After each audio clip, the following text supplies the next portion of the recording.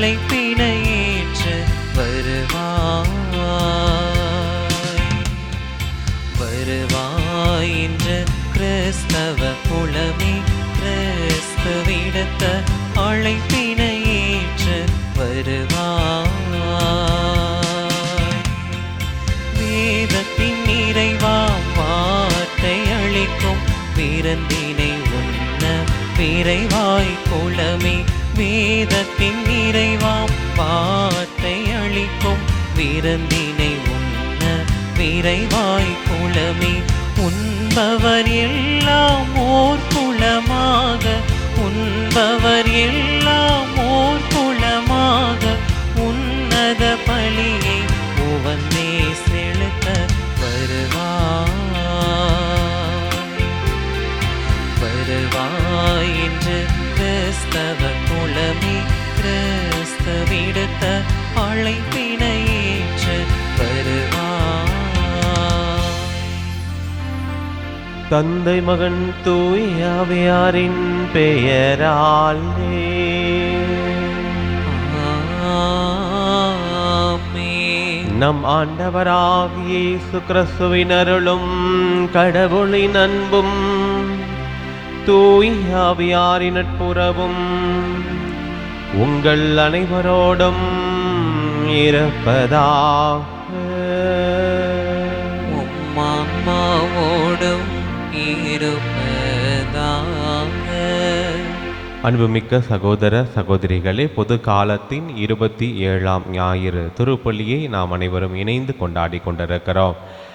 இந்த திருப்பலியிலே நாம் நம்மையே ஒப்பு கொடுத்து நம்முடைய வேண்டுதல்களை ஆண்டவர் பாதம் எடுத்து வைத்து ஆண்டவர் நம் ஒவ்வொருவரையும் ஆசீர்வதிக்க வேண்டும், நம்முடைய குடும்பங்களை ஆசீர்வதிக்க வேண்டும், நம்முடைய வேண்டுதல்களை நிறைவேற்ற வேண்டும் என்று சொல்லி நம்பிக்கையோடு ஜெபிக்க உங்களை இந்த நேரத்திலே அழைப்பு விடுக்கிறேன். அன்பிற்குரியவர்களே, நாம் வாழ்கிற வாழ்க்கையில் ஒரு நேர்மை இருக்கணும். நாம் பிறரோடு கொண்டிருக்கக்கூடிய உறவில் ஒரு நேர்மை இருக்க வேண்டும். நாம் செய்யக்கூடிய செயல்களில், நாம் செய்யக்கூடிய பணிகளில் நேர்மை இருக்க வேண்டும்.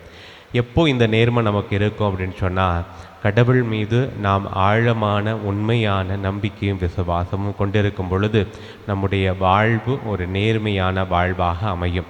இந்த நேர்மையான வாழ்வு நமக்கு வாழ்வை கொடுக்கும், மகிழ்ச்சியான நிம்மதியான ஒரு வாழ்வை கொடுக்கும். நாம் நம்முடைய வாழ்க்கையில் சந்திக்கக்கூடிய வெற்றிகள் நேர்மையான முறையில் இருக்கும் பொழுது அது உண்மையான மகிழ்ச்சியை கொடுக்கும். நாம் வெற்றிக்காக, நம்முடைய சுயநலத்திற்காக நேர்மையற்ற முறையில் நாம் தேடக்கூடிய எந்த விஷயமாக இருந்தாலும் அது நம்மிடமிருந்து விரைவில் எடுத்துக்கொள்ளப்படும். அது உண்மையான மகிழ்ச்சியை, நமக்கு நிலையான மகிழ்ச்சியை கொடுக்காது. ஆகவே சிறப்பாக இந்த திருப்பலியில் நாம் நேர்மையற்ற முறையில் நடந்து கொண்ட தருணங்களுக்காக மனம் வருந்தி மன்னிப்பு வேண்டி நாம் உருக்கமாக ஜெபிப்போம். அன்புமிக்க சகோதர சகோதரிகளே, தூய மறை நிகழ்வுகளை கொண்டாட நாம் தகுதி பெறும் பொருட்டு நம் பாவங்களை ஏற்றுக்கொள்வோம். எல்லாம் வல்ல இறைவரிடமும் சகோதர சகோதரிகளே உங்களிடமும் நான் பாவி என ஏற்றுக்கொள்கின்றேன். ஏனெனில் என் சிந்தனையாலும் சொல்லாலும் செயலாலும் கடமையில் தவறியதாலும் பாவங்கள் பல செய்தேன். என் பாவமே, என் பாவமே, என் பெரும் பாவமே. ஆகையால் எப்போதும் கன்னியான புனித மரியாதையும் வானதூதர் புனிதர் அனைவரையும் சகோதர சகோதரிகளை உங்களையும் நம் இறைவனாகிய ஆண்டவரிடம் எனக்காக வேண்டிக் கொள்ள மன்றாடுகின்றேன். எல்லாம் வல்ல இறைவன் நம்மை இரக்கம் வைத்து நம் பாவங்களை மன்னித்து நம்மை நிலை வாழ்வுக்கு அழைத்து செல்வாராக. ஆமென்.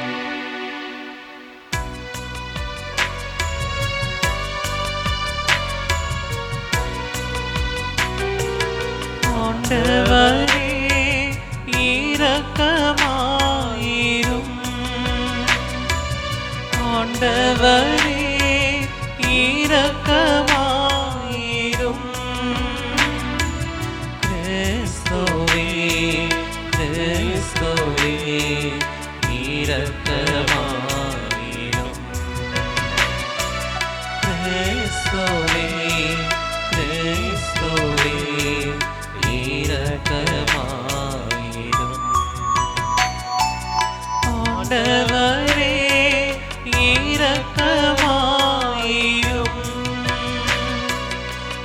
ஆண்டவரே இரக்கமாயிரும், இரக்கமாயிரும்.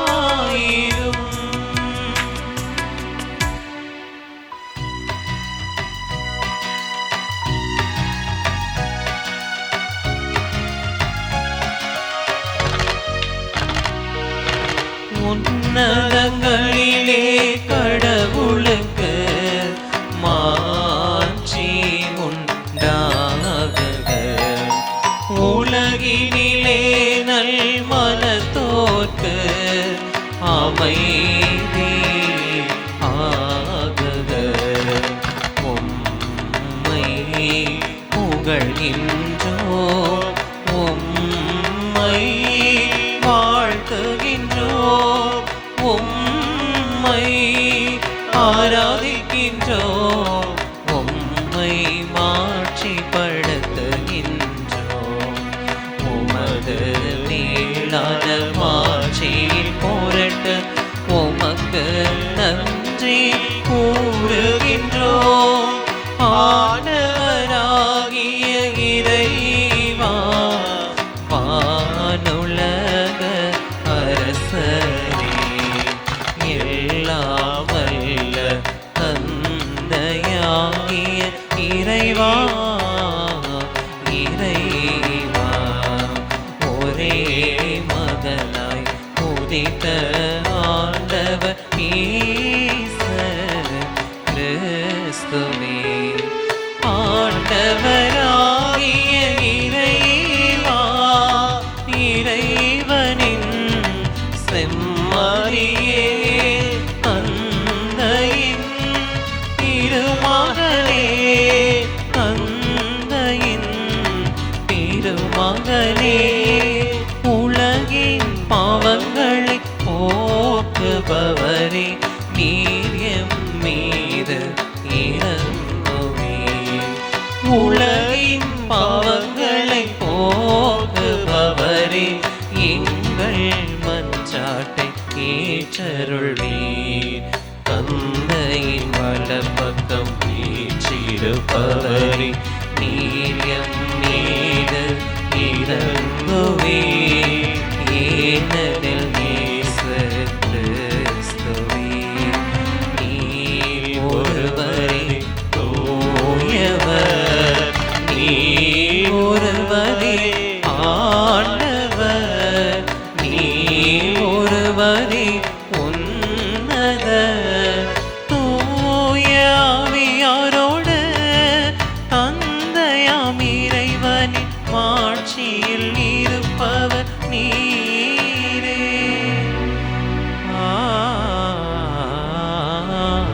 ஆமென். ஜெபிப்போமாக. என்றென்றும் உள்ள எல்லாம் வல்ல இறைவா, எங்கள் தகுதிக்கும் நாங்கள் விரும்பி கேட்பதற்கும் மேலாகவே உமது மிகுதியான பெருவிரக்கத்தால் எங்களுக்கு அருளுகின்றீர். அதனால் எங்கள் மீது உமது இரக்கத்தை பொழிந்து மனச்சான்றுக்கு அச்சம் விளைப்பவற்றை மன்னித்து நாங்கள் கேட்க தயங்கும் அன்றாட்டை நிறைவேற்றுவீராக. உமோடு தூயாவியின் ஒன்றைப்பில் இறைவனாய் என்றென்றும் வாழ்ந்து ஆட்சி செய்கின்ற எங்கள் ஆண்டவராகிய இயேசு கிறிஸ்து வழியாக உம்மை மன்றாடுகின்றோம்.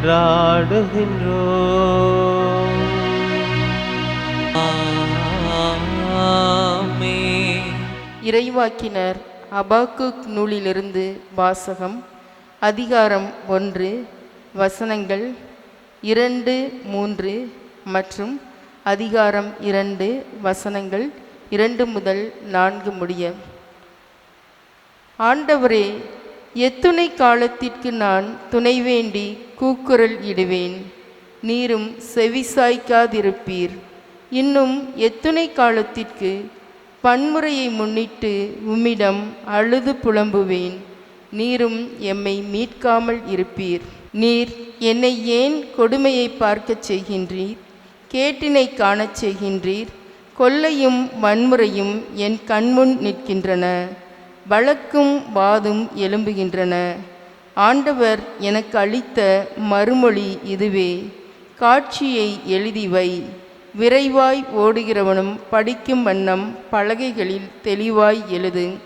குறித்த காலத்தில் நிறைவேறுவதற்காக காட்சி இன்னும் காத்திருக்கின்றது, முடிவை நோக்கி விரைந்து செல்கின்றது. ஒரு காலம் பொய்க்காது. அது காலம் தாழ்த்தி வருவதாக தோன்றினால் எதிர்பார்த்து காத்திரு, அது நிறைவேறியே தீரும், காலம் தாழ்த்தாது. இதை நம்பாதவரை உள்ளத்தில் நேர்மையற்றவராயிருப்பர். நேர்மை உடையவரோ தம் நம்பிக்கையினால் வாழ்வர். ஆண்டவரின் அருள்வாக்கு. இறைவனுக்கு நன்றி. பதிலுரை பாடல். திருப்பாடல் 95 பல்லவி. உங்கள் இதயத்தை கடினப்படுத்தி கொள்ளாதீர்கள்.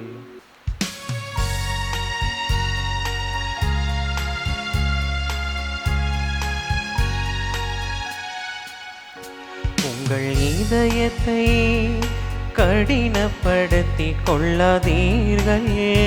உங்கள் இதயத்தை கடினப்படுத்தி கொள்ளாதீர்கள்.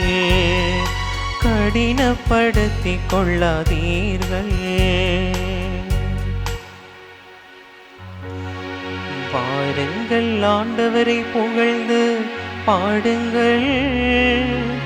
நமது மீட்பின் பாறையை போற்றி ஆர்ப்பரியுங்கள். நன்றியுடன் அவர் திருமுன் செல்வோம். புகழ் பாக்களால் அவரை போற்றி ஆர்ப்பரிப்போம். உங்கள் இதயத்தை கடினப்படுத்தி கொள்ளாதீர்கள். உங்கள் இதயத்தை கடினப்படுத்தி கொள்ளாதீர்கள். கடினப்படுத்தி கொள்ளாதீர்கள். வாருங்கள், தாழ்பணிந்து அவரை தொழுவோம். நம்மை உருவாக்கிய ஆண்டவர் முன் முழந்தாளிடுவோம். அவரே நம் கடவுள், நாமோ அவரது மேய்ச்சலின் மக்கள். நாம் அவர் பேணி காக்கும் ஆடுகள். இன்று நீங்கள் அவரது குரலுக்கு செவி கொடுத்தால் எத்துணை நலம். உங்கள் இதயத்தை கடினப்படுத்தி கொள்ளாதீர்கள். உங்கள் இதயத்தை கடினப்படுத்தி கொள்ளாதீர்கள். கடினப்படுத்தி கொள்ளாதீர்கள்.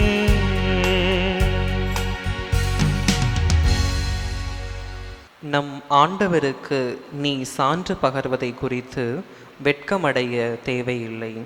திருத்தூதர் பவுல் திமோத்தேயுவுக்கு எழுதிய 2ஆம் திருமுகத்திலிருந்து வாசகம். அதிகாரம் 1, இறை வார்த்தைகள் 6 தொடங்கி 8 முடிய மற்றும் 13 தொடங்கி 14 முடிய.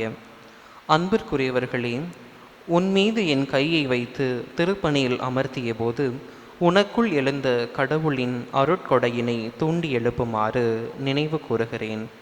கடவுள் நமக்கு கோழை உள்ளத்தினை அல்ல, வல்லமையும் அன்பும் கட்டுப்பாடும் கொண்ட உள்ளத்தையே வழங்கியுள்ளார். எனவே நம் ஆண்டவருக்கு நீ சான்று பகர்வதை குறித்தோ அவர் பொருட்டு நான் கைதியாக இருப்பதை குறித்தோ வெட்கமடைய தேவையில்லை. கடவுளின் வல்லமைக்கு ஏற்ப நற்செய்தியின் பொருட்டு துன்பத்தில் என்னுடன் பங்கு கொள். கிறிஸ்து இயேசுவிடம் நம்பிக்கையும் அன்பும் கொண்டு என்னிடம் நீ கேட்ட நலந்தரும் வார்த்தைகள் மேல்வரி சட்டமாக கொள். நமக்குள் குடிகொள்ளும் தூய ஆவியால் ஒப்படைக்கப்பட்ட நல்ல போதனையை காத்துக்கொள். ஆண்டவரின் அருள்வாக்கு. இறைவனுக்கு நன்றி.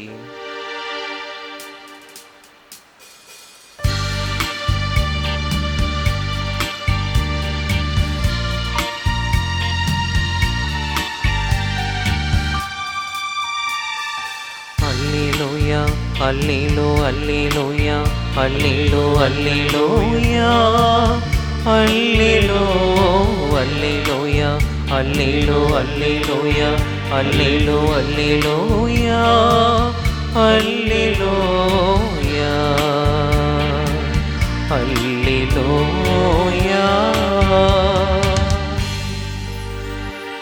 நம் ஆண்டவரின் வார்த்தையோ என்றென்றும் நிலைத்திருக்கும். இவ்வார்த்தையே உங்களுக்கு அறிவிக்கப்பட்ட நற்செய்தி. அல்லேலூயா அல்லேலூயா அல்லேலூ அல்லேலூயா அல்லேலூ அல்லேலூயா அல்லேலூ அல்லேலூயா அல்லேலூ அல்லேலூயா அல்லேலூ அல்லேலூயா அல்லேலூயா அல்லேலூயா. ஆண்டவர் உங்களோடு இருப்பாராக. உம் ஆன்மாவோடும் இருப்பாராக. புனித லூக்கா எழுதிய நற்செய்தியிலிருந்து வாசகம். ஆண்டவரே மாட்சி உமக்கே. லூக்கா எழுதிய நற்செய்தி அதிகாரம் 17 இறைவசனங்கள் 5-10 வரை. அக்காலத்தில் திருத்தூதர்கள் ஆண்டவரிடம், எங்கள் நம்பிக்கையை மிகுதியாக்கும் என்று கேட்டார்கள். அதற்கு ஆண்டவர் கூறியது, கடுகளவு நம்பிக்கை உங்களுக்கு இருந்தால் நீங்கள் இந்த காட்டு அத்திமரத்தை நோக்கி, நீ வேரோடே பெயர்ந்து போய் கடலில் வேரூன்றி நில் என கூறினால் அது உங்களுக்கு கீழ்ப்படியும். உங்கள் பணியாளர் உழுதுவிட்டோ மந்தையை மேய்த்துவிட்டோ வயல்வெளியிலிருந்து வரும்போது அவரிடம், நீர் உடனே வந்து உணவருந்த அமரும் என்று உங்களில் எவராவது சொல்வாரா? மாறாக, எனக்கு உணவு ஏற்பாடு செய்யும், உம் இடையை வரிந்து கட்டிக்கொண்டு நான் உண்டு குடிக்கும் வரை எனக்கு பணிவிடை செய்யும், அதன் பிறகு நீர் உண்டு குடிக்கலாம் என்று சொல்வார் அல்லவா? தாம் பணித்ததை செய்ததற்காக அவர் தம் பணியாளருக்கு நன்றி கூறுவாரோ? அதுபோலவே நீங்களும் உங்களுக்கு பணிக்கப்பட்ட யாவற்றையும் செய்த பின், நாங்கள் பயனற்ற பணியாளர்கள், எங்கள் கடமையைத்தான் செய்தோம் எனச் சொல்லுங்கள். ஆண்டவரின் அருள் வாக்கு. கிறிஸ்துவே உமக்கு புகழ். கிறிஸ்து இயேசுவில் அன்பிற்கும் பாசத்திற்கும் இனிய அன்பான இறை மக்களே, ஆராதனை வலையொலியின் அன்பு நேயர்களே, பொது காலத்தினுடைய 27வது ஞாயிறை பேருவகையோடு கொண்டாடுகிற நமக்கு இறைவன் இன்றைக்கு சிந்திப்பதற்கு, வாழ்வாக்குவதற்கு, அதை ஆழமாய் அனுபவிப்பதற்கு இறைவன் கொடுத்திருக்கிற ஒரு வார்த்தை, ஆண்டவரே என் நம்பிக்கையை மிகுதியாக்கும். அந்த சீடர்களுடைய இடத்துல நாம் நம்மை வைத்து கொண்டு இந்த கேள்வியையும் அல்லது இந்த ஒரு ஜெபத்தையும் இந்த ஒரு வேண்டுதலையும் கடவுளிடம் வைப்பதாக நினைத்து கொள்வோம். ஆண்டவரே என் நம்பிக்கையை மிகுதியாக்கும். ஒரு அனுபவத்தோடு தொடங்கலான்னு நினைக்கிறேன். ஒரு மாதம் இருக்கும் என்று நினைக்கிறேன். எனக்கு சரியாக நாளும் அந்த கிழமையும் ஞாபகம் அல்ல. எங்களுடைய பங்கில் ஒரு நாளைக்கு 2 மணி நேரம் கட்டாய பாவ சங்கீதனம் கொடுக்கப்படும். மதியானம் 12 மணிக்கு திருப்பலி. அந்த 12 மணி திருப்பலிக்கு 1 மணி நேரத்திற்கு முன்பாக 11லிருந்து 12 வரை, சாயந்தரம் 6:30 திருப்பலி, 5:30லிருந்து 6:30 வரை எந்த சாமியார் பூச வைக்கிறாரோ அவர் அந்த கன்ஃபெஷனில் உட்கார்ந்து இருக்கணும் அப்படின்றது இருக்கு. அதுபோல் நான் ஒரு நாள் கன்ஃபெஷனில் இருந்தேன். அப்போது ஒரு நண்பர் ஒருவர் என்னுடைய பாவசிங்கத்துக்கு வந்தார். பாவசிங்கத்தனத்தில் சொல்கிறத நம்ம வெளியில் சொல்கிறதுக்கு ஆட்கள் பேரை சொல்லி நம்ம யாரையும் சொல்கிறதில்ல. இப்படி ஒரு மனிதர் வந்தார், அந்த மனிதரை போல் நாமளும் இருக்கிறோம் அப்படின்றத சொல்வதற்காக சொல்லப்படுகிற ஒரு காரியம்தான். அந்த நபரையும் சொல்ல போகிறதில்ல, அந்த நபரை சொன்னாலும் உங்களுக்கு தெரிய போகிறதில்ல. அப்போது ஒரு பாவசிங்கத்தனத்துக்கு வந்தார். வந்துட்டு தன்னுடைய பாவங்களெல்லாம் சொல்லுகிற பொழுது தாந்தோண்டித்தனமான தன்னுடைய வாழ்க்கையை பற்றி அவர் சொன்னார். குடும்பம் பணக்கார குடும்பம், அப்பா சேர்த்து வச்ச சொத்து இருந்துச்சு. அதில் அவருக்கு நிறைய மனைவிகள் கட்டணும்னு ஆசை, புதுசாக மனைவிகளோடு வாழணும் அப்படின்ற ஒரு ஆசை. ஆனால் எத்தனை மனைவிகள் கட்டினாலும் ஒரே ஒரு கண்டிஷன் அவர்கிட்ட, எந்த மனைவிக்கும் குழந்தை இருக்கக்கூடாது அப்படின்றதுல தெளிவாக இருந்தார். அப்போது நிறைய மனைவிகள், சூதாட்டம், ஏன்னா அப்பா சேர்த்து வச்ச சொத்து தானே. எப்போவுமே நாம் கஷ்டப்பட்டு சேர்க்காமல் நம்ம கைக்கு ஒரு பொருள் வந்துச்சு அப்படின்னா அதனுடைய முக்கியத்துவம் நமக்கு கட்டாயம் தெரியவே தெரியாது. அதனால தான் சில நேரங்களில் இலவசங்கள் கொடுப்பதை கூட நாம் விமர்சிக்கிறோம். இலவசமாக ஒரு பொருள் கைக்கு வருது அப்படின்னா அதனுடைய மகத்துவம் நமக்கு தெரியாது. ஏன்னா அது நம்ம கைக்கு வர்றதுக்கு நம்ம எந்த உழைப்பையும் போடலையே, நம்ம வேர்வை சிந்தலையே, நம்முடைய ஞானத்தை சிந்தலையே, கொடுக்கலையே, அல்லது நம்முடைய அறிவை பயன்படுத்தாமல் நமக்கு ஒரு காரியம், என்னுடைய எந்த ஒரு பங்களிப்பும் இல்லாமல் என் கைக்கு ஒரு பொருள் வந்துச்சு அப்படின்னாவே அது கட்டாயம் தெருவில் தான் போகும் அப்படின்றது 100% நம்மளால் உறுதியாக சொல்ல முடியும். அப்படி தான் இந்த மனிதர் எல்லாமே அப்பா சேர்த்து வச்சதுனால அதை தாந்தோண்டித்தனமாக வாழ்கிறார். 1க்கு 2, 3க்கு 4 மனைவிகளை கட்டுகிறார். சூதாட்டம், கேம்லிங்லாம் போய் நிறைய செலவழிக்கிறார். ஆனால் பிள்ளை பெற்றுக்கூடக்கூடாதுன்றதில் ஏன் உறுதியாக இருந்தார் அப்படின்னா, பிள்ளை பிறந்துச்சு அப்படின்னா எனக்கு ஒரு கமிட்மெண்ட் வந்துடும், பிள்ளை பிறந்து விட்டது என்றால் என்னுடைய சொத்தில் அவனுக்கு பங்கு கொடுக்க வேண்டியது வந்துடும் அப்படின்றதுனால பிள்ளைகள் வேணாம் என்று நினைத்து கொண்டிருந்தார். அப்படியே கிராஃப் அப்படியே ஏறி போன அந்த கிராஃபு அப்படியே கொஞ்ச நாளுக்கு அப்புறம் அப்படியே கீழே இறங்க ஆரம்பிக்குது. மனைவிகளை வச்சு அவரால் மெயின்டைன் பண்ண முடியல. ஒவ்வொரு மனைவியாக விட்டு போகிறார்கள். அதுக்கடையில் அவருக்கு அந்த கேம்லிங்கில் இழந்த சொத்துக்கள் நிறைய ஆயிடுது. தனிமையை உணர்கிறார், நோய்வாய்ப்படுகிறார். அப்போ பார்ப்பதற்கு யாரும் இல்லாத ஒரு சூழல், வெறுமையை உணர்கிறார். தனித்து விடப்பட்ட தீவு வாழ்க்கை போல அவருக்கு ஒரு எண்ணம் வருகிறது. அப்படிப்பட்ட சூழ்நிலையில் தான் ஒரு முறை சூசைட் பண்ணிக்கலான்ற மனநிலையில் இருக்கிறார். இப்போ அந்த சூசைட் மனநிலையில் இருக்கிறவருக்கு மனசு விட்டு பேசுகிறதுக்கு யாரும் இல்லை. ஏன்னா அவர் யாருக்குமே எதுவுமே செஞ்சதில்லை. கவுன்சிலிங் போனோன்னா அதுக்கு செஷன் போகணும், ஒரு செஷனுக்கு 3000 4000 செலவழிக்கிறதுக்கு கையில் காசும் இல்லை. இப்போ இந்த சூழ்நிலையில் தான் சரி கோயிலுக்கு இப்படி வந்திருக்கிறார். ஏன்னா எங்கள் கோயிலில் சில நேரங்களில் சாப்பாடு கொடுப்போம், அந்த சாப்பாடை வாங்கி சாப்பிட்றக்காண்டி வந்திருக்கிறாரு. சாப்பிட்டுட்டு உள்ளே வந்திருக்கிறாரு. ஒரு பக்கம் லைட் எரியும் அங்கே கன்ஃபெஷனில். நம்ம யார் உள்ளே இருக்கமோ அவருக்கு தெரியாது. அப்போ உள்ள லைட் எரியதை பார்த்துட்டு என்னை வந்து இது எல்லாத்தையும் அவர் இந்த நடந்ததெல்லாம் சொன்னார். அப்போ நான் இப்போ இந்த சைக்காலஜி படிக்கிறனால அதையும் கொஞ்சம் சேர்த்து அவர் கொஞ்சம் ஆறுதலாக ஒரு சில வார்த்தைகளை நான் சொல்லி அவருக்கு என்ன சொல்கிறது, அதுக்கான பெனன்ஸ் எல்லாம் கொடுத்து நான் வெளியில் அனுப்பிட்டேன். வெளியில் அனுப்பியாச்சு, பாவசிங்கத்தனம் முடிஞ்சாச்சு, பூசையும் முடிஞ்சாச்சு. நான் போகிறதுக்கு முன்னாடி ஒரு மனிதர் வந்தார். அவர் தான் இந்த பாவசிங்கத்தனம் பண்ணவர். அவர் வந்து நின்றுட்டு, ஃபாதர் என்னை உங்களுக்கு தெரியாது, நான் தான் பாவசிங்கத்தனம் உங்கள்கிட்ட பண்ணினேன், நீங்கள் பேசின முறைகள் அணுகுமுறைகள் எனக்கு பிடிச்சிருந்துச்சு, உங்களால் எனக்கு ஹெல்ப் பண்ண முடியும்னு நான் நினைக்கிறேன் அப்படின்னு சொல்லிட்டு ஒரு அரைகுறையான ஆங்கிலமாக அது இருந்துச்சு. அப்போ என்னால் முழுசாக புரிந்து கொள்ள முடியவில்லை. ஒரு அரைகுறை ஆங்கிலத்தோடு வந்து சாதாரணமாக பேசும் போது ஓகே, ஒரு உணர்வு பூர்வமாக நம்மகிட்ட வந்து ஒரு உதவின்னு கேட்கும் போது நம்ம அதை செய்ய முடியாது அப்படின்றதுனால அவர் என்கிட்ட கேட்டது வந்து கேன் யூ கைடு மீ அப்படின்னு சொல்லி கேட்டார். எனக்கு வந்து ஒரு சூசைட் மனநிலையிலே நான் இருக்கிறேன், இதை விட்டு எப்படி வர்றதுன்னு எனக்கு தெரியலை அப்படின்னாரு. அப்புறம் இன்னொரு ஃபாதர்கிட்ட நான் அதை சொல்லி அவருடைய உதவியோடு நீங்கள் கைட் பண்ணுங்க அப்படின்னு அவர் சொன்னார். அப்போது நான் அவருக்கு சொன்ன காரியம் முதல்ல உங்களுடைய செயல்பாடுகளை ஒழுங்குபடுத்துங்க, உங்களுடைய ஒழுக்கத்துக்கு உள்ளே வாங்க, அதுக்கப்புறம் காலத்தை சரியாக திட்டமிடுங்கள், நேர மேலாண்மை அது ரொம்ப முக்கியமானது, மறுபடியும் வேலைக்கு போங்க, சும்மா இருக்காமல் வேலைக்கு போங்க, மைண்டை ஃப்ரீயாக வைக்காதீங்க அப்படின்னு நிறையா சொல்லிவிட்டு கடைசியாக சொன்னேன் கடவுள் நம்பிக்கையை வளர்த்துக்கோங்க அப்படின்னேன். சரி ஃபாதர் கட்டாயம் நான் செய்கிறேன் அப்படின்னாரு. அப்புறம் ஒரு கொஞ்ச நாள் கழித்து ஒரு 15 நாள் கழித்து இடையில் ஒரு தடவை பார்த்தேன். எப்படி நான் இருக்கிறீங்க அப்படின்னு கேட்கும்போது சொன்னார் ஐ எம் ட்ரையிங் ஃபாதர் அப்படின்னாரு. ஐ எம் ட்ரையிங், எனக்கு சாகணுன்ற மனநிலையில் இல்லை, பட் இன்னும் வாழ்க்கை குறித்த ஒரு பிடிப்பு இல்லாமல் நான் இருக்கிறேன் அப்படின்னாரு. அப்போது நான் கேட்டேன் எப்படி என்னென்ன முயற்சிகள்லாம் பண்ணுறீங்க சொல்லுங்கள் அப்படின்னும் போது ஒரு சிலதை சொன்னார். அதில் அந்த கடவுள் நம்பிக்கையை பற்றி அவர் என்கிட்ட சொல்லவே இல்லை எதுவுமே. அப்போ நான் அவர்கிட்ட கேட்டேன், ஐயா நான் சொன்னனே, அப்புறம் ஃபெய்த் இன் காட் அதை பற்றிலாம் சொன்னனே அப்படின்னு. அது எனக்கு கஷ்டமாக இருக்குது ஃபாதர் அப்படின்னாரு. கஷ்டமாக இருக்குது ஃபாதர் அப்படின்னாரு. ஏன் அப்படின்னு, ஏன்னா எனக்கு எந்த ப்ரேயருமே தெரியாது ஃபாதர் அப்படின்னாரு. சரி இங்கே பாருங்கள், கஷ்டமாக இருக்குது, நம்பிக்கையில் வளர்வது, நம்பிக்கையை அதிகப்படுத்தி கொள்வதற்கு அல்லது நம்பிக்கையில் வேரூன்றுவதற்கு எனக்கு கஷ்டமாக இருக்குது அப்படின்னா அது வேற. அவர் சொன்ன பதில் என்ன அப்படின்னா, என்னால் முடியாது ஃபாதர், ரொம்ப கஷ்டமாக இருக்குது ஃபாதர். ஏன்னு கேட்ட கேள்விக்கு அவர் கொடுத்த பதில் எனக்கு ஜெபமே தெரியாது ஃபாதர் அப்படின்னாரு. இப்போ இதுதான் நான் உங்களுக்கு சொல்ல விரும்புகிறது. ஜெபிக்கிறதுனால 4 ஜெபங்கள் தெரிஞ்சதுனால நம்பிக்கை என்ன செய்து விடாது, வளர்ந்து விடாது.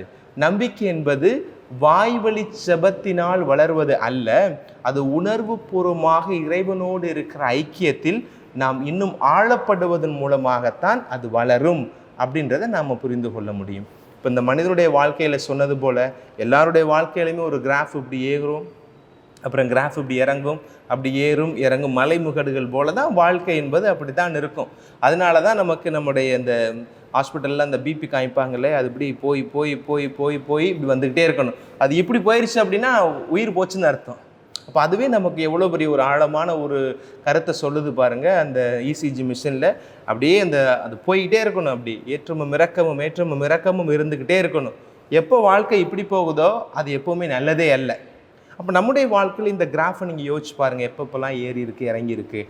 அப்படி ஏறுகிற பொழுது என்னுடைய மனநிலை என்ன, இறங்குகிற பொழுது என்னுடைய மனநிலை என்ன, ஏறுகிற பொழுது எனக்கும் கடவுளுக்கும் இடையே இருக்கிற உறவை நான் எப்படி வளர்த்து கொள்கிறேன், இறங்குகிற பொழுது எனக்கும் கடவுளுக்கும் இடையே இருக்கிற அந்த நம்பிக்கை உறவு எப்படி இருக்கிறது அப்படின்றத நாம் இன்னைக்கு சிந்திப்பதான் இன்றைய வாசகங்கள் நமக்கு அழைப்பு கொடுக்கிறது.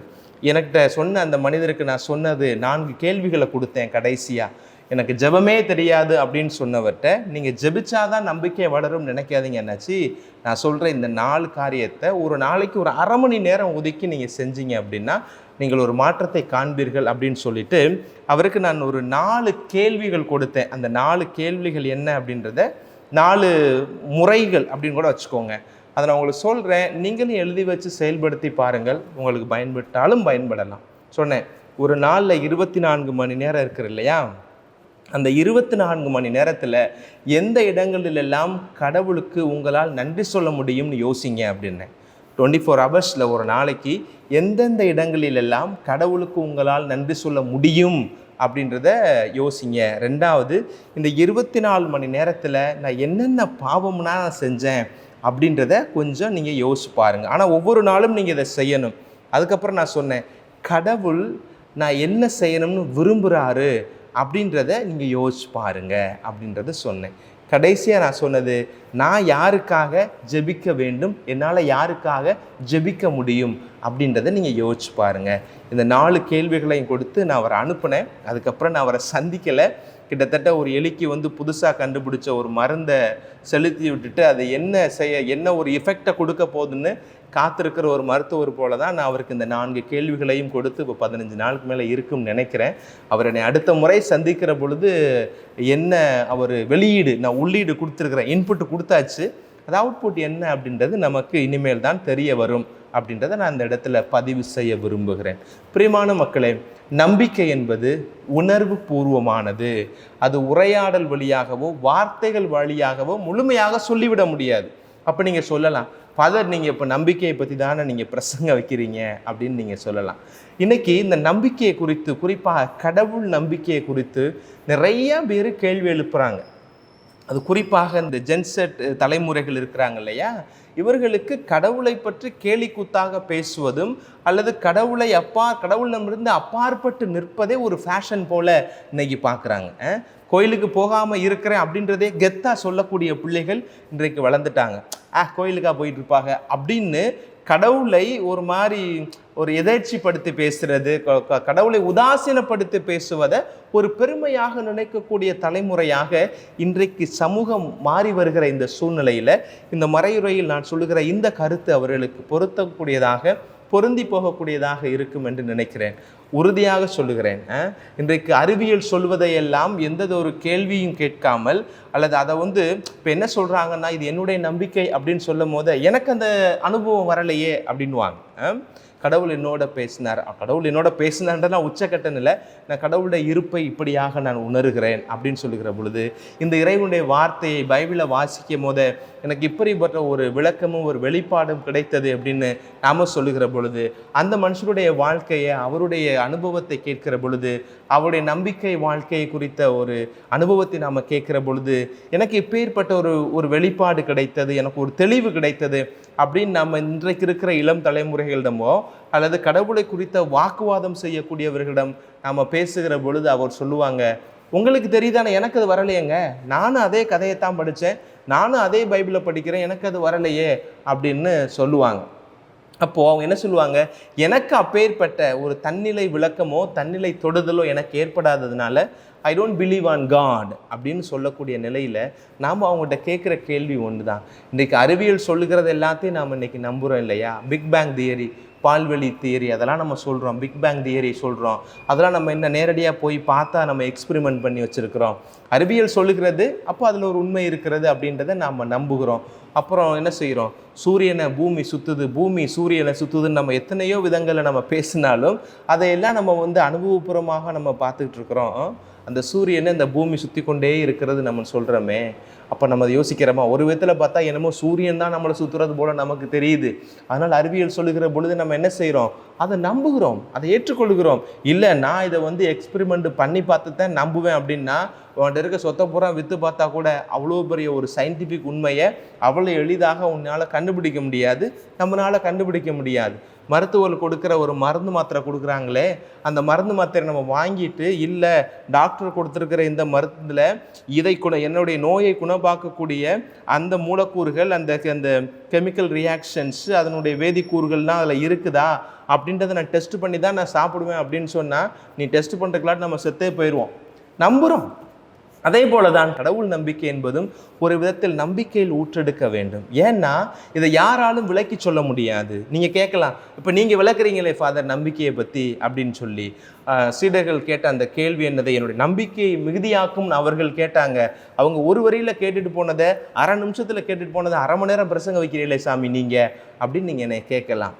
நான் மட்டுமல்ல, நம்பிக்கையை யாராலும் 100% விலக்கி சொல்ல முடியாது. அப்போ ஏன் ஃபாதர் சொல்கிறீங்க அப்படின்னா, என்னுடைய நம்பிக்கை அனுபவத்தை நான் உங்களோடு பகிர்கிற பொழுது இதற்கான மீண்டுமாக ஆதாரத்தை நீங்கள் அடுத்தவிடம் கேட்காமல் இருப்பீர்கள் என்பதற்காகத்தான். இப்போ என்னுடைய நம்பிக்கையை நான் உங்களுக்கு ஒரு ஆதாரமாக கொடுக்கிற பொழுது, இது போன்ற ஆதாரங்களை நீங்கள் தொடர்ந்து தேடாமல், இவர் கொடுக்குற ஆதாரத்தில் என்ன உண்மை இருக்கிறது அப்படின்னு நீங்கள் ஒரு இடத்துல நின்று தேடிட்டீங்க அப்படின்னா, தேடுவீங்க அப்படின்ற நம்பிக்கையில் தான் எல்லா இறை பணியாளர்களும், எல்லா ஆன்மீக போதகர்களும், எல்லா ஆன்மீக சொற்பொழிவாளர்களும் இந்த நம்பிக்கையை பற்றி, கடவுளுடைய நம்பிக்கை பற்றி, தனக்குள்ள அனுபவத்தை, தான் படித்த அனுபவத்தை உங்களுக்கு ஆதாரமாக கொடுப்பதுடைய நோக்கம் என்ன?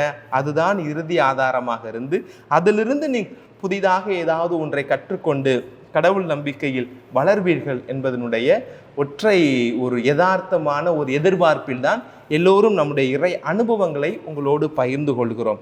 அப்போது நான் சொன்னது போல், ஏன் நம்பிக்கையை யாராலும் 100% வெளிப்படுத்த முடியாது அப்படின்னா, அது உணர்வு சார்ந்தது. உணர்வு என்பது குவான்டிட்டி இல்லை, அது குவாலிட்டி. அது தரத்தை பொறுத்ததை ஒழிய அது நிறையை பொறுத்ததில்லை. ஒருத்தனை உங்களை யாராவது நீங்கள் 100% யாரையாவது அன்பு செய்கிறீங்க அப்படின்னா, அதை 100% அன்பை உங்களால் வெளிப்படுத்த முடியாது. நான் ஒருத்தன் மேலே 100% கோபமாக இருக்கிறேன்னா, அதை 100% உங்களால் வார்த்தைகளால் வெளிப்படுத்தவே முடியாது. காதலை போல, அன்பை போல கடவுள் பக்தி என்பதும் ஒரு உணர்வு. அந்த உணர்வு அனுபவத்தில் வர வேண்டுமே ஒழிய, ஆதாரங்களை திரட்டி கொண்டு அந்த ஆதாரத்திலிருந்து தான் நான் பல ஆதாரங்களை பெறுகிற பொழுதுதான் கடவுளை நம்புவேன் அப்படின்ற நிலைக்கு நாம் போகக்கூடாது. ஆதாரங்கள் தேவை. அந்த ஆதாரத்தை நம்ம ஆதாரமாக வச்சு, அடிப்படையாக வைத்து, அதிலிருந்து நம்முடைய நம்பிக்கையை வளர்க்க வேண்டும் என்பதுதான் இன்றைய நாளில் ஆண்டவர் நமக்கு அந்த சீடர்களுக்கு சொன்ன அந்த வார்த்தை. கடுகளவு நம்பிக்கை உங்களுக்குள் இருந்தால் போதும், நீங்கள் இந்த மலையை பார்த்து பெயர்ந்து போய் கடலில் விழும் என்றாலும் கூட அது உங்களுக்கு நடக்கும் அப்படின்னு ஆண்டவர் சொல்றாரு.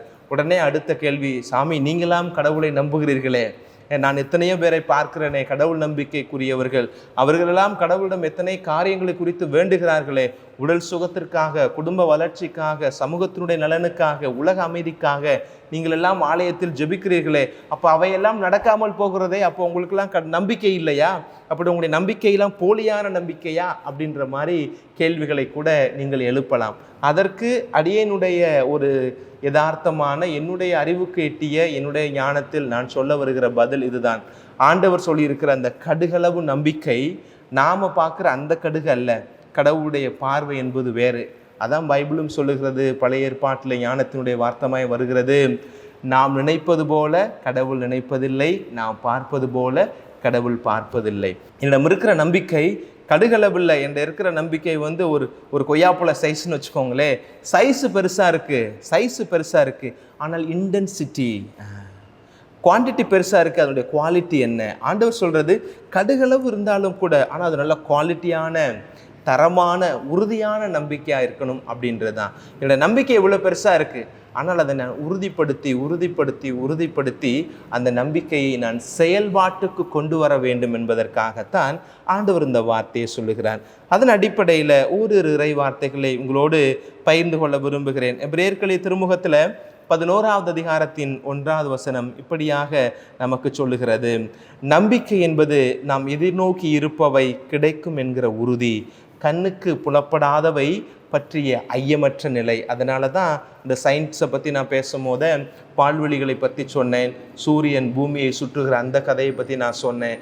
காலையில் வந்து மாலையில் மறைகிற சூரியனாக இருக்கலாம், ஆனால் பார்ப்பதற்கு ஒன்றாக இருக்கிறது, செயல்பாட்டுக்கு ஒன்றாக இருக்கிறது என்பதை பற்றியெல்லாம் நான் உங்களுக்கு சொன்னதன் நோக்கம் என்ன அப்படின்னா, கண்ணுக்கு புலப்படாதவை பற்றிய ஐயமற்ற நிலை. சில பேருக்கு கடவுளே பயம் கொடுக்கக்கூடியவராக சில பேர் நினைக்கிறாங்க. அது அப்படி அல்ல. நான் எதிர்நோக்கி இருப்பவை எனக்கு கிடைக்கும் என்ற நம்பிக்கை. நம்ம மருத்துவரிடம் போகும்போதையும் சரி, அதுதான் நடக்குது. யாரையாவது ஒருவரை நம்ம நம்பாமல் அவர்கள் கொடுக்குற காரியத்தை, அவர்கள் சொல்லுகிற காரியத்தை நம்ம செஞ்சோம்னா அதனுடைய பலன் நமக்கு கிடைக்காது. நான் ஒரு காரியத்தை எதிர்நோக்கி இருக்கிறேன், அது கிடைக்கும் என்று முதலில் நான் நம்ப வேண்டும். சில பேருக்கு இது நடக்கும், சுற்றி இருக்கிற எல்லாரும் நம்புவாங்க அது உனக்கு கிடைக்கும், அது உனக்கு நடக்கும்னு. ஆனால் அதை நீ நம்பணுமே. சுற்றி இருக்கிற எல்லாரும் உனக்காக ஜபிப்பாங்க, ஆனால் நீ ஜபிக்கணுமே, நீங்கள் ஜபிக்கணுமே. அதைத்தான் இன்னைக்கு ஆண்டவர் நமக்கு இந்த வசனம் மூலமாக சொல்லுகிறார். ஆக நம்பிக்கை என்பது ஒரு விதத்தில் கடவுள் கொடுக்கிற ஒரு கொடை. அதை அதிகமாக்கும்படி கடவுளிடம் நாம் தொடர்ந்து வேண்ட வேண்டும். அப்போதுதான் இழப்புகள் வந்தாலும் அந்த நம்பிக்கை நம்மை காப்பாற்றும். கடவுள்கிட்ட நம்ம கேட்க வேண்டிய ஒரு ஜெபம் எப்போவுமே என்னவா இருக்கணும்? ஆண்டவரே, என்னுடைய நம்பிக்கையை மிகுதியாக்கும். அந்த நம்பிக்கை மிகுதியாகுகிற பொழுதுதான் இழப்புகளும் அல்லது ஒரு விதத்தில் நம்முடைய எதிர்நோக்குக்கு அப்பாற்பட்ட காரியங்கள் நடந்தாலும் கூட அதை தாக்குப்பிடிக்கக்கூடிய, அதை எதிர்கொண்டு ஏற்றுக்கொள்ளக்கூடிய மனநிலையை ஆண்டவர் நமக்கு தருவார். அப்படின்ற அடிப்படையில் இந்த வசனம் நம்மோடு பேசுகிறது. கலாத்தியர் திருமுகத்தில் இருக்கிற 2வது அதிகாரத்தின் 19வது வசனம் இப்படியாக சொல்லுகிறது. எல்லாருக்கும் தெரிஞ்ச வசனம் தான், நான் ஒன்றும் புதுசாக சொல்லலை. இன்னை வாழ்வது நான் அல்ல, என்னுள் வாழ்வது கிறிஸ்துவே. ஆமாம், அதுதான் ஒரு விதத்தில் நம்பிக்கையின் உச்சம் அப்படின்னு கூட நான் நினைக்கிறேன். வாழ்வது நான் அல்ல, என்னுள் வாழ்வது கிறிஸ்துவே. ஆமாம்.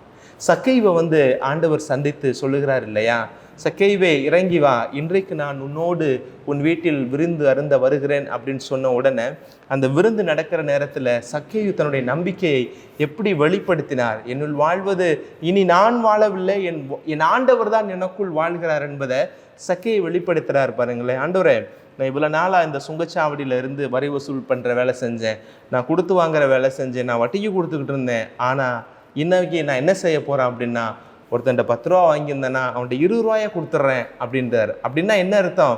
நான் இவன்கிட்ட இருந்து அடிச்சு பறிச்சு சம்பாரிச்சது, நான் முறையற்ற நிலையில் சம்பாரிச்சது, அதிக வட்டி கொடுத்து வாங்கி சம்பாரிச்சது, அதோடு சேர்த்து என்னோட இருக்கிற எல்லா சொத்தையுமே நான் கொடுத்துட்றேன் அப்படின்றான். 10 ரூபா தான் நான் அவன்கிட்ட இருந்து அடிச்சு பறிச்சேன், நான் 10 ரூபாயை கொடுத்துறேன்னு சக்கையை சொல்லலை. 10 ரூபா அவன்கிட்ட இருந்து நான் ஏச்சு பொழைச்சேன் ஆண்டவரே, ஆனால் 20 ரூபாயை நான் கொடுக்குறேன் அப்படின்னு சொல்கிறேன். அப்படின்னா நான் அவனிடமிருந்து பெற்றதோடு சேர்த்து இன்னும் உள்ளதையும் கொடுத்து விடுகிறேன். ஏனென்றால் இனிமேல் நான் எனக்காக வாழ வேண்டிய அவசியம் இல்லை, ஏனென்றால் என் ஆண்டவர் எனக்குள் வாழ்கிறார் அப்படின்ற நம்பிக்கை வருகிறது. இனி வாழ்வது நான் அல்ல, என்னுள் வாழ்வது கிறிஸ்துவே. எனக்குள்ள கிறிஸ்து வாழ்கிறார் என்று சொன்னால் அவர் என்னை ஒருபோதும் கைவிட மாட்டார். அந்த மகிழ்ச்சி, அந்த சந்தோஷம், அந்த நிறைவு அந்த சக்கையுக்கு அந்த இடத்துல வருகிறது. ஆண்டவர் பார்த்துலுமே கூப்பிடுறாரு இல்லையா, அந்த தாவீதின் மகனை எனக்கு இறங்கும் என்று அவன் உறக்க கத்துகிறான். அப்போ ஆண்டவரோட வான் சொன்ன உடனே பார்த்தலமே செய்த முதல் காரியம் என்ன? சீடர்கள் சொல்லுகிறார்கள், ஆண்டவர் உன்னை காண வேண்டும் என்று சொல்லுகிறார், வா அப்படின்ன உடனே அவர் செய்த முதல் காரியம் எல்லாத்தையும் தூக்கி எறிஞ்சிடறார். தன்னுடைய ஆதாரமா இருந்த தனக்கு இருக்கிற ஒரு 2 சொத்து தான். ஏன்னா மேலே போட்டிருந்த கம்பளி போர்வை, அந்த காலங்களில் யூதர்களுக்கு இந்த கம்பளி போர்வைன்றதான் மிகப்பெரிய ஒரு கேடயமாக இருக்கும். நீங்கள் பார்த்துருப்பீங்க, எல்லா இடத்துலையுமே இயேசு அந்த முக்காடை போட்டிருப்பாரு, நான் ஷோல்டர் மேலே ஒரு பெரிய ஷால் போட்டிருப்பாரு. அது எதற்காக அப்படின்னா, அதுதான் அவங்கள குளிர்லேருந்தும் காப்பாற்றும். அந்த நாட்கள்லாம் அங்கே அந்த புயல் அடிக்கும் பாருங்கள், மண் புயல்லாம் அடிக்கும், வெயில் பயங்கரமாக இருக்கும். அந்த 2க்குமே அது மிகப்பெரிய ஒரு கேடயம் போல் அந்த ஷாலை தான் அவங்க பயன்படுத்துவாங்க. 2வது ஒரு பிச்சைக்காரனுக்கு இருக்கிற மிகப்பெரிய சொத்து என்ன? அவன் வச்சிருக்கிற அந்த திருவோடும் கையில் இருக்கிற அந்த குச்சி தான். 3ன்னு வச்சுக்கோங்களேன். இந்த 3 தான் அவனுடைய அடிப்படை ஆதாரம். இயேசு உன்னை அழைக்கிறார் என்று சொன்ன உடனே, அழைப்பு எனக்கு இயேசுவிடம் வந்துவிட்டது என்று சொன்ன உடனே அந்த ஓட்டை தூக்கி எறிஞ்சிட்டு, கம்பை தூக்கி எறிந்து விட்டு, ஆடை எடுத்து எறிந்து விட்டு, ஆண்டவரை நோக்கி போகிறார். இது நமக்கு சொல்லுகிற செய்தி என்ன? இனிமே நான் வாழ போறதில்லை, ஏன்னா என் ஆண்டவர் எனக்குள்ள வாழ வந்துட்டார். அவரிடமிருந்து அழைப்பு எனக்கு வந்து விட்டது. அந்த அழைப்பு என்னை வேறு இடத்திற்கு கொண்டு செல்லும். இனிமேல் எனக்கு இந்த உலக செல்வம் தேவையில்லை. நான் இவ்வளவு நாட்களாக எனக்கு வாழ்வின் ஆதாரமாக கண்டு கொண்டிருந்த இவை எதுவும் எனக்கு தேவையில்லை, ஏனெனில் ஆண்டவரே எனக்கு ஆதாரமாய் வந்து விட்டார் என்ற நம்பிக்கையை அவன் வளர்த்து கொண்டான் என்றுதான் நான் பார்க்கிறேன். அன்பு இறைப்பிள்ளைகளே, இப்பேற்பட்ட ஒரு நம்பிக்கை என்ன, வாழ்வது நான் அல்ல, என்னுள் வாழ்வது என் கிறிஸ்துவே அப்படின்ற ஒரு நிலைக்கு நாம் கடந்து போகிறதுக்கு முதல்ல ஆண்டவர் செயல்படக்கூடிய, அவர் வந்து தங்கக்கூடிய ஒரு இடமாக நம்முடைய இதயத்தை நாம் உருவாக்கி கொள்ள வேண்டும் என்பதைத்தான் இன்றைய திருப்பாடல் நமக்கு சொல்லுகிறது. என்ன சொல்லுகிறது? உங்கள் இதயத்தை கடினப்படுத்தி கொள்ளார்கள், உங்கள் இதயத்தை இலகுபடுத்தி கொள்ளுங்கள். இதயத்தை கடினப்படுத்துறது அப்படின்னா நான் கையை இறுக்கி மூடிக்கிறது மாதிரி, கண்ணை இறுக்கி மூடுகிற மாதிரி இதயத்தை இறுக்கிலாம் மூட முடியாது. இதயத்தை இறுக்கி மூணா செத்து போயிடுவோம் நம்ம எல்லாம். அப்போது இதயத்தை இறுக்கமாய் மாற்றக்கூடிய அல்ல இதயத்தை இறுக செய்யக்கூடிய காரியங்கள் என்ன அப்படின்றதற்கு நான் சொல்ல தேவையில்லை. கடவுளுக்கு உகாத காரியங்கள் எல்லாமே அந்த இதயத்தை இறுக செய்யக்கூடியவை தான். தனக்கும் பிறருக்கும் இந்த சமூகத்திற்கும் இந்த இயற்கைக்கும் எதிராக நாம் செய்யக்கூடிய எல்லா காரியங்களுமே நம்முடைய இதயத்தை இறுக செய்து விடும். அதைத்தான் ஆண்டவர் சொல்கிறாரு, உங்களுடைய இதயத்தை நீ கடினப்படுத்தி கொள்ளாமல் இலகுவாய் வைத்திருந்தால் இறைவன் உள்ளே வந்து வாசம் செய்வார். ஆண்டவருடைய வாசம் செய்கிற அந்த செயல்பாடானது உன்னை நம்மை ஒரு உயர்ந்த நிலைக்கு கொண்டு செல்லும். அது நம்முடைய நம்பிக்கையை வளர்த்தெடுத்து வாழ்வது நான் அல்ல, என்னுள் வாழ்வது என் கிறிஸ்துவே என்கிற நிலைக்கு கொண்டு வரும். அத்தோடு சேர்த்து இவ்வளவு தூரமாக இருக்கிற அளவில் பெரிதாக இருக்கிற அந்த நம்பிக்கையை அளவில் சுருக்கி அது காரமுள்ள கடுகாய் நம்முடைய நம்பிக்கையை மாற்றும். நம்முடைய நம்பிக்கை ஆழப்படுகிற பொழுது, அது வளர்கிற பொழுது திரு அவையோடு சேர்ந்து இறைவனில் அன்பில் அவரோடு நாமும் வளர்வோம். வாழ்வது நாம அல்ல, கிறிஸ்துவே என்னுள் வாழ்கிறார் என்கிற உயர்ந்த உன்னத ஆன்மீக தெளிவுக்கு நாம் கடந்து போக வேண்டும் என்பதற்காகத்தான் இந்த நாளிலே ஆண்டவர் இந்த இறைவார்த்தை நமக்கு தந்திருக்கிறார். பிரியமான பிள்ளைகளே, ஆராதனை வலையொலி வாயிலாக இந்த இறை செய்தியை கேட்கிற உங்கள் ஒவ்வொருவரையும் இறைவன் நம்பிக்கையில் நிலைப்படுத்தி அந்த நம்பிக்கையில் வளர்த்தெடுக்க உங்களுக்காக ஜெபிக்கிறோம். இயேசுவின் நாமத்தில் வாழ்த்துக்களும் ஜெபங்களும். ஆமென். அனைவரும் இணைந்து நம்முடைய நம்பிக்கையை அறிக்கையிடுவோம்.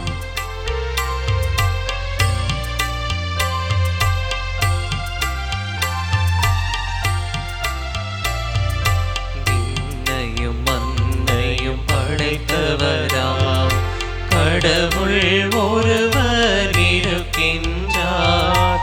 தந்தை மகன் தூய ஆவியராய் ஒன்றாய் வாழ்வோரை நம்புகிறேன். தூய ஆவியின் வல்லமையால் இறைமகன் நமக்காய் மனிதரானார்.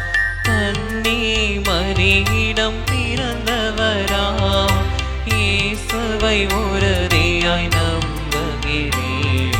பிலாத்துவின் ஆட்சியில் பாடுபட்டார், சிலுவையில் இறந்து அடக்கப்பட்டார். மூன்றாம் நாளில் உயிர்த்தெழுந்தார், இறப்பின் மீது வெற்றி கொண்டார். விண்ணகம் வாழும் தந்தையிடம் அரியணை கொண்டு இருக்கின்றார். உலகம் முடியும் காலத்திலே நடுவராய் திரும்பவும் வந்திடுவார். தூய ஆவியாரை நம்புகிறேன், பாரினில் அவர் துணை வேண்டுகிறேன். பாவ மன்னிப்பில் தூய்மை பெற்று பரிகார வாழ்வில் நிலைத்திடுவேன். திரு அவை உரைப்பதை நம்புகிறேன், புனிதர்கள் உறவை நம்புகிறேன். உடலின் உயிர்ப்பை நிலை வாழ்வை உறுதியுடனே நம்புகிறேன்.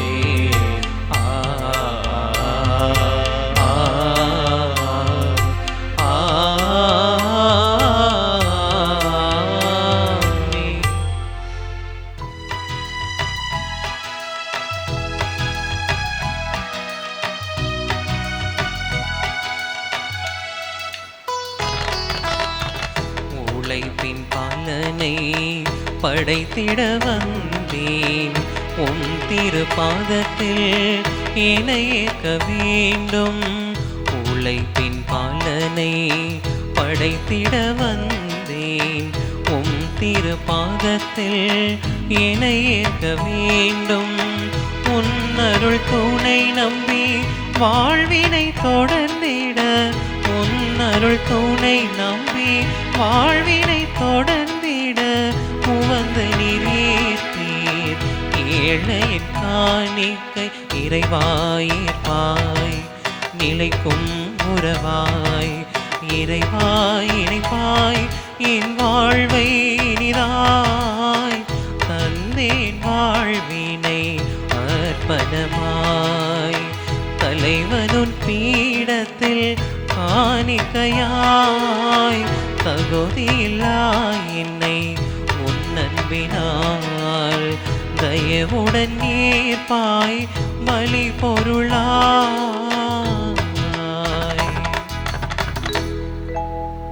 அன்புமிக்க சகோதர சகோதரிகளே, என்னுடையதும் உங்களுடையதுமான இப்பலி எல்லாம் வல்ல தந்தையாகி இறைவனை கேட்டதாகும்படி மன்றாடுங்கள். ஆண்டவர் தமது பெயரின் புகழ்ச்சிக்காகவும் மாட்சிக்காகவும் நமது நன்மைக்காகவும் புனித திரு அவை அனைத்தின் நலனுக்காகவும் உமது கையிலிருந்து இப்பலியை ஏற்றுக்கொள்வாராக. ஆண்டவரே, உம் கட்டளைகளாலும் தூய மறை நிகழ்வுகளாலும் நிறுவப்பட்ட பணிகளை நீர் ஏற்றுக்கொள்ள உம்மை வேண்டுகின்றோம். உமக்கு ஏற்ற ஊழியம் புரிந்து நாங்கள் கொண்டாடும் இப்பணியால் தூய்மையாக்கப்பட்டு உமது மீட்பின் நிறைவை பெற தகுதி பெறுவோமாக. எங்கள் ஆண்டவராகிய இயேசு கிறிஸ்து வழியாக உம்மை மன்றாடுகின்றோம்.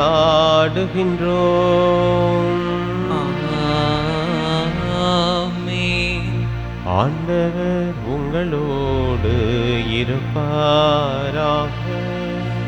உம்மான்மாவோடும் இருப்பாராக. இதயங்களை மேலே எழுப்புங்கள். ஆண்டவரிடம் எழுப்பியுள்ளோம். நம் இறைவனாகிய ஆண்டவருக்கு நன்றி கூறுவோம். அது தகுதியும் நீதியும் மானதே. ஆண்டவரே, தூயவரான தந்தையே, என்றும் உள்ள எல்லாம் வல்ல இறைவா, என்னாலும் எவ்விடத்திலும் நாங்கள் உமக்கு நன்றி செலுத்துவது மெய்யாகவே தகுதியும் நீதியுமாகும், எங்கள் கடமையும் மீட்புக்குரிய செயலமாகும். ஏனெனில் நீர் எங்களுக்கு மீட்பரை அனுப்பும் அளவுக்கு உலகின் மீது பரிவன்பு கொண்டீர். அவர் பாவம் தவிர மற்றனைத்திலும் எங்களைப் போல இருக்க திருவுளம் கொண்டீர். இவ்வாறு நீர் உம் திருமகனிடம் செலுத்திய அன்பை எங்கள் மீதும் செலுத்தினீர். நாங்கள் கீழ்ப்படியாமையால் பாவம் செய்து இழந்த உம்முடைய குடைகளை அவருடைய கீழ்ப்படிதலால் மீட்டு எங்களுக்கு அருளினீர். ஆகவே ஆண்டவரே, வானதூதர் புனிதர் அனைவரோடும் நாங்கள் சேர்ந்து உமது பெருமையை பறைசாற்றி அக்களிப்புடன் பாடுவதாவது: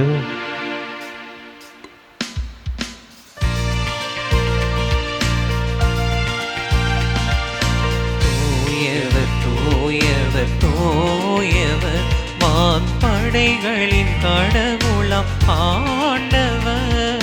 விண்ணகமும் மன்னகமும் உமது மாட்சியால் நிறைந்துள்ளன. உன்னதங்களிலே ஓசானா, உன்னதங்களிலே ஓசானா. ஆண்டவர் பெயரால் வருகிறவர் ஆசி பெற்றவர். உன்னதங்களிலே ஓசானா, உன்னதங்களிலே ஓசானா. ஆண்டவரே, நீர்மையாகவே தூயவர், தூய்மை அனைத்திற்கும் ஊற்று. ஆகவே உம்முடைய ஆவியை பொழிந்து இக்காணிக்கைகளை தூய்மைப்படுத்த உம்மை வேண்டுகின்றோம். இவ்வாறு எங்கள் ஆண்டவர் இயேசு கிறிஸ்துவின் உடலும் இரத்தமுமாக எங்களுக்கு இவை மாறுவனவாக. அவர் பாடுபட உளம் கனிந்து தம்மை கையளித்த போது அப்பத்தை எடுத்து நன்றி செலுத்தி அதை பிட்டு தம் சீடர்களுக்கு அளித்து கூறியதாவது: அனைவரும் இதிலிருந்து பெற்று உண்ணுங்கள், ஏனெனில் இது உங்களுக்காக கையளிக்கப்படும் என் உடல்.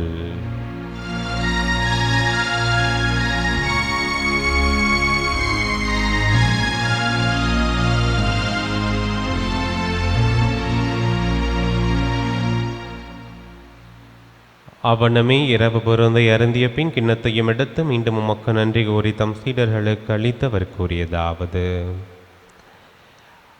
அனைவரும் இதிலிருந்து பெற்று பருகுங்கள், ஏனெனில் இது புதிய நிலையான உடன்படிக்கைக்குரிய இரத்தத்தின் கிண்ணம். இது பாவ மன்னிப்புக்கென்று உங்களுக்காகவும் பலருக்காகவும் சிந்தப்படும். இதை என் நினைவாக செய்யுங்கள்.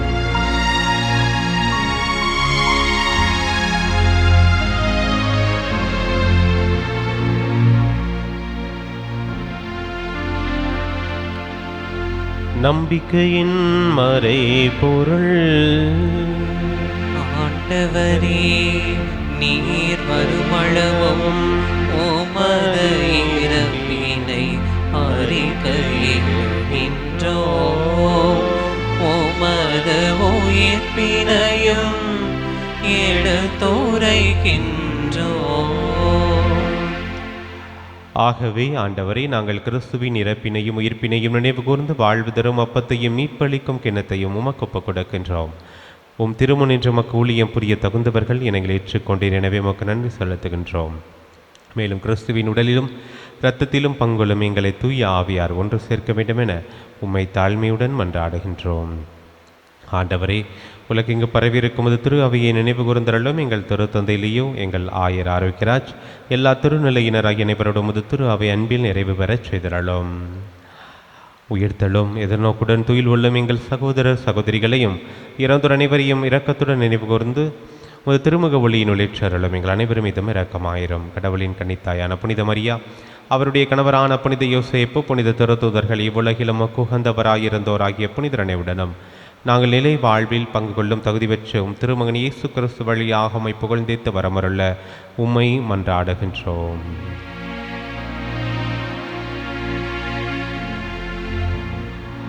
இவர் வழியாக இவரோடு இவரில் எல்லாம் வல்ல இறைவனாகிய தந்தையே, தூய ஆவியாரின் ஒன்றிப்பில் எல்லா புகழும் மாட்சியும் என்றென்றும் உமக்கு உரியதே.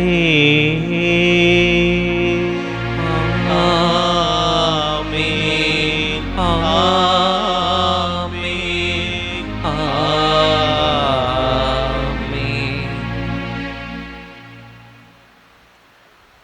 மீட்பரின் கட்டளையால் கற்பிக்கப்பட்டு இறை படிப்பினையால் பயிற்சி பெற்று நாம் துணிந்து சொல்வோம். விண்ணுலகில் இருக்கின்ற எங்கள் தந்தையே, உமது பெயர் தூயது என போற்ற பெறுக, உமது ஆட்சி வருக, உமது திருவுளம் விண்ணுலகில் நிறைவேறுவது போல மண்ணுலகிலும் நிறைவேறுக.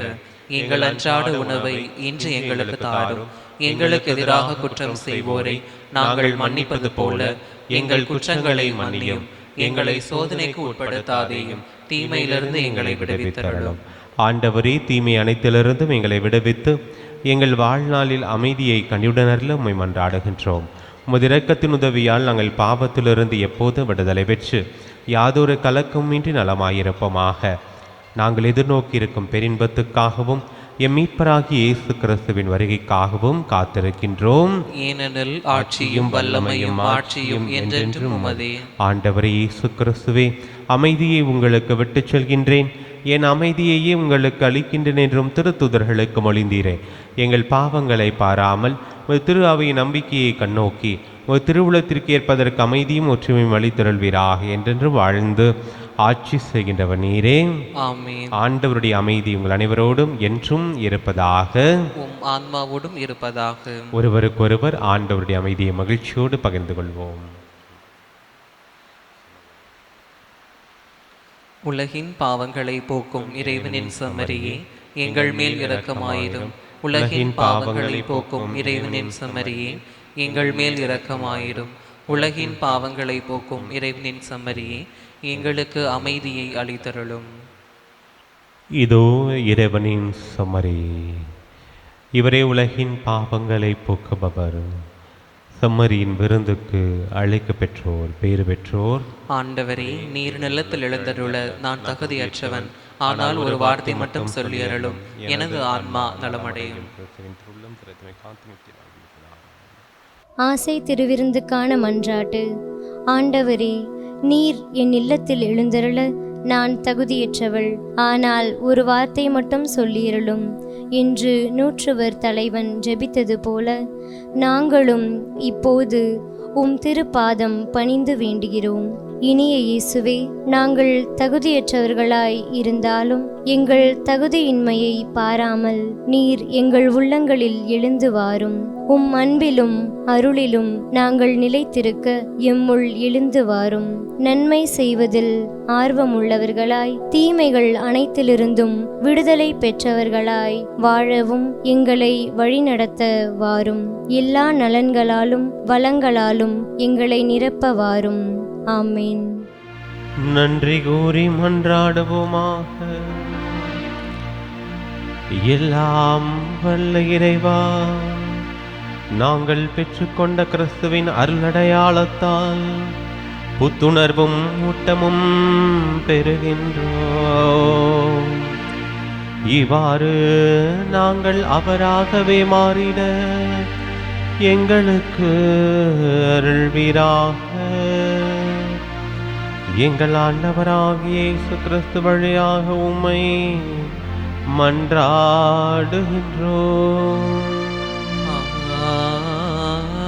ஆமென். ஆண்டவர் உங்களோடு இருப்பாராக. உம் ஆன்மாவோடும் இருப்பாராக.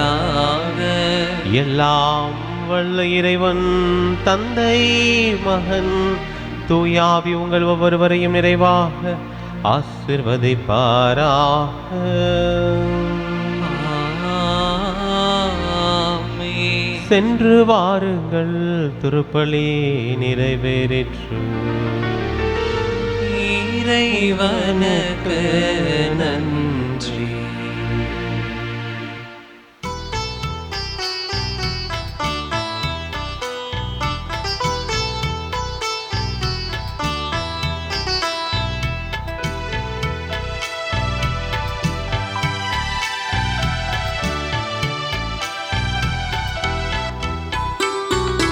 ஜெபமாலை ஜெபிக்கும் போது இன்னுள்ளமே குளிரதம்மா.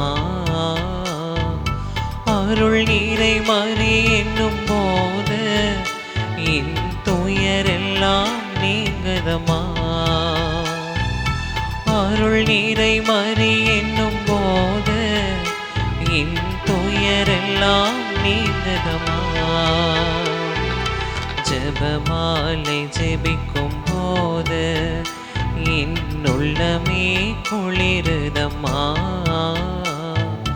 அருள் நீரை மறி என்னும் போது என் துயரெல்லாம் நீங்குதம்மா. அனுதினம் ஜெபிப்போம் ஜெபமாலையே, ஆண்டவர் அளித்த மறையுண்மையே. அனுதினம் ஜெபிப்போம் ஜெபமாலையே, ஆண்டவர் அளித்த மறையுண்மையே. 10 மணி ஒவ்வொன்றிலும் உந்தன் பரிந்துரையை பெற்றிடுவோம்.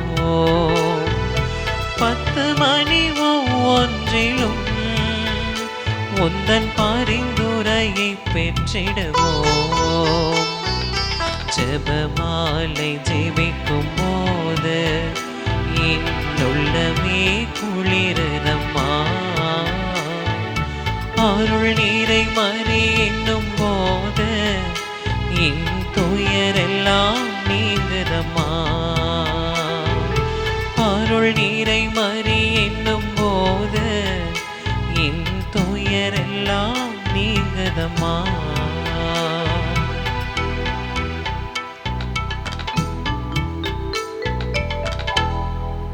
தந்தை மகன் தூய ஆவியின் பெயராலே ஆமென்.